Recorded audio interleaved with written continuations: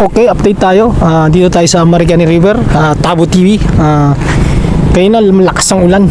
Yan yung pagkakataon na nakikita natin yung nagawang pile driving dito sa Marikina. Yan yung nasa gilid, yan yung mga bakal na yan. Yan yung pang-prevent ng baha natin. Sa mga taga Marikina dyan, malupit yan guys. Nagpe-prevent yan ng ating baha. Yan, yung mga seat pile na yan. Kung tawagin, yan seat pile yan.